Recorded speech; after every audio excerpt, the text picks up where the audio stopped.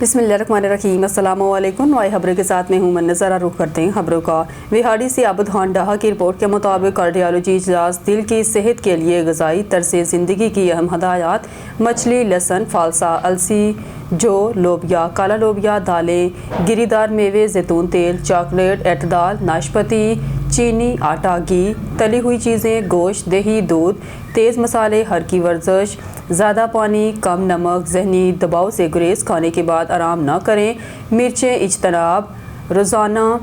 Tablet اینجیسائڈ، doctor کی ہدایات پر ہر 20 دن بعد معائنہ، وزن، بلڈ پریشر، شوگر ریکارڈ رکھیں۔ ڈاکٹر احمد مصطفیٰ گجر اجلاس میں طیب فاروق، سید جنید شاہ موجود۔ متوازن خوراک اور عادات سے بیماری قابو، زندگی بہتر، اعتدال اپنائیں۔ ہسپتال نے بروشر پمفلٹ تقسیم کیے۔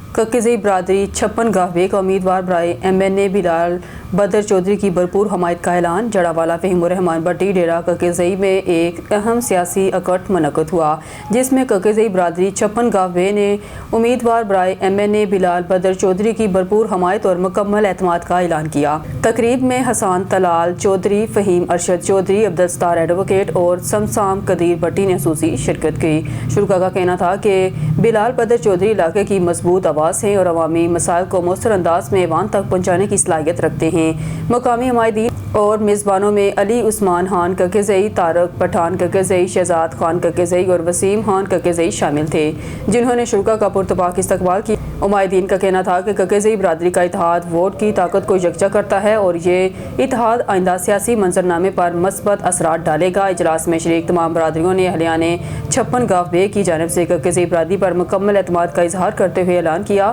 کہ وہ متحد ہو کر بلال بدر چودھری کی کامیابی کے لیے کردار ادا کریں گے۔ رخ کرتے ہیں جلال پور پیروالا کا۔ ہمارا نمائندہ ملک بلال ڈاہا کی رپورٹ کے مطابق پاکستان مرکزی مسلم لیگ کی جانب سے ایسے سیلاب متاثرہ کاشتکاروں میں جن کی فصلیں سیلاب میں متاثر ہوئی تھیں، ان کو مفت گندم کا بیج فراہم کیا گیا۔ جلال پور پیروالا پاکستان مرکزی مسلم لیگ کی جانب سے سیلاب متاثرہ علاقوں میں سروے کر کے متاثرین کو گندم کا بیج فری تقسیم کیا گیا، جس میں 2 گندم کے بیگ ایک کاشتکار کو دیے گئے اور اس طرح کے چھوٹے کاشتکار جن کے پاس 2 ایکڑ 4 ایکڑ زمین ہے، اس طرح کے 200 سیلاب متاثرین میں ٹوکن کے ذریعے سروے کے بعد ایک خوبصورت انداز میں باعزت طریقے سے کاشتکاروں میں 50 کلو والے 2 گندم کے بیگ تقسیم کیے گئے۔ اور مزید کیا کہنا تھا اس حوالے سے پاکستان مرکزی مسلم لیگ کے رہنماؤں کا، آپ کو سنواتے ہیں۔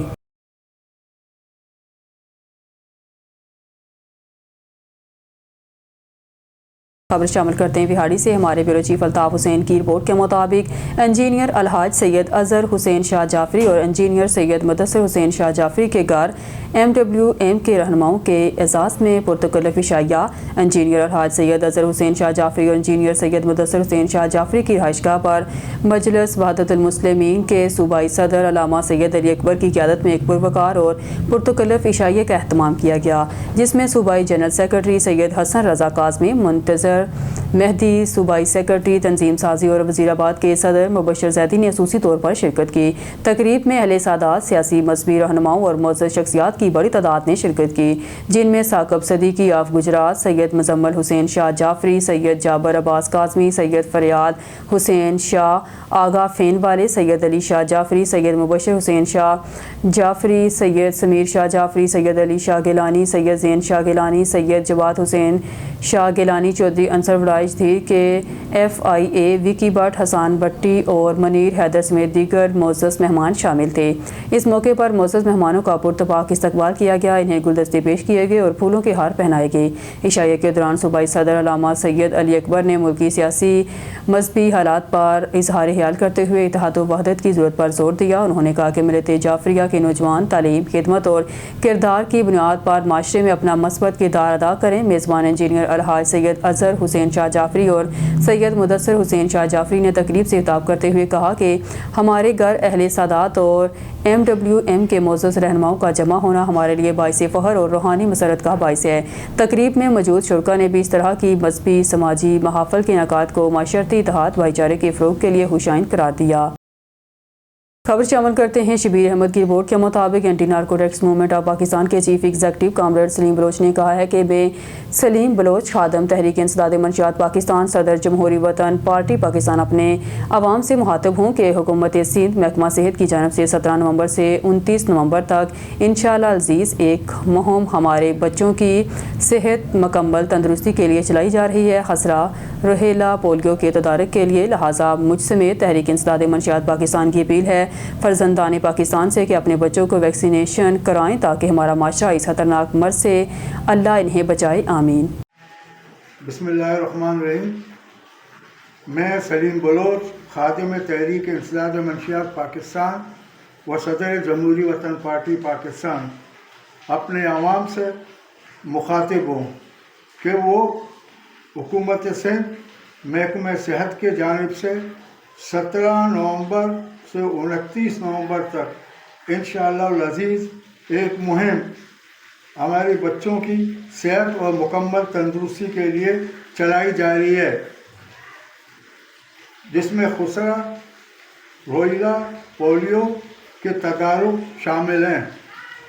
لہذا مجھ سمیت تحریک انسداد منشیات پاکستان کے تمام ورکرز اور رہنماؤں کی جانب سے اپیل ہے اپنے پاکستانی عوام سے کہ وہ اپنے بچوں کو ویکسینیشن کرائیں تاکہ ہمارے معاشرہ کی اس خطرناک مرض سے انہیں اللہ تعالیٰ بچا سکے. آمین ثم آمین. تحریک انسداد منشیات پاکستان کے chief executive comrade Saleem Baloch نے کہا کہ ہمارے جیل خانے کے معاشرت اتنا خراب ہو چکا ہے کہ غریب طبقہ معمولی جھگڑا یا فیملی کیس میں جیل جائیں یا پولیس کے جھوٹی FIR میں جیل جانے کے بعد کئی ملزمان شرافت کی نہیں بلکہ شرارت اور معاشرے میں ظالم اور جابل بنتے ہیں. اگر منشیات اور دیگر جرائم میں ملوث عناصر جیل سے نکل کر باہر آئیں تو وہ خطرناک بنتے ہیں، کیونکہ ہمارے جیل میں دائرہ تربیت نہیں بلکہ خرافات اور جرائم کے گھر ہیں. قائد تحریک کامریڈ سلیم بلوچ نے کہا کہ ہمارے جیل خانے جرائمستان یعنی کرمنل لینڈ ہیں، منشیات بآسانی ملتی ہیں، پولیس جیل کے اندر منشیات فروخت کرتے ہیں. کامریڈ سلیم بلوچ نے کہا کیا ہر جیل میں اتنی سیکیورٹی ہوتے ہوئے اندر منشیات کہاں سے آتی ہے؟ ملزمان اور اس کے ملاقاتوں کی سخت ترین جامع تلاشی ہوتی ہے اور پولیس منشیات باہر سے لاتے ہیں، معمولی منشیات قیمتی فروخت ہوتی ہیں. قائد تحریک کامریڈ سلیم بلوچ نے کہا کہ جیل میں غریب اور بے گناہ قیدی تو عذاب میں ہیں، عادی مجرم، منشیات فروش، قاتل، بدماش، ڈاکو، جرائم پیشہ مجرمان اپنے دوروں سے یاشیاں کر رہے ہیں جبکہ شریف اور بے بس لوگ پریشان اور تنگ ہیں. کامریڈ سلیم بلوچ نے کہا کہ ہمارے معاشرے میں 70% قیدی پولیس کے جھوٹے مقدمات میں بلا وجہ جیل میں ہیں، جو قید کے بعد اچھی زندگی کی بجائے جرائم کی طرف آتے ہیں، جبکہ اثر مجرمان پولیس کی زیر سرپرستی جرائم کرتے رہتے ہیں. وہ گرفتار ہی نہیں ہوتے ہیں بلکہ پولیس بے گناہوں کو گرفتار کر کے جھوٹی FIR کے نام پر اسلحہ ایکٹ منشیات پولیس مقابلے کا جھوٹا مقدمہ بنا کر جیل بھیج دیتی ہے. کامریڈ سلیم بلوچ نے کہا کہ اگر کسی کے خلاف FIR ہو تو پہلے علاقائی تھانہ پولیس کی بدتار رشوت چلتی ہے، جب وہ جیل جائے تو پھر جیل پولیس کا ظالمانہ اخراجات بدتار رشوت عروج پر پہنچ جاتا ہے.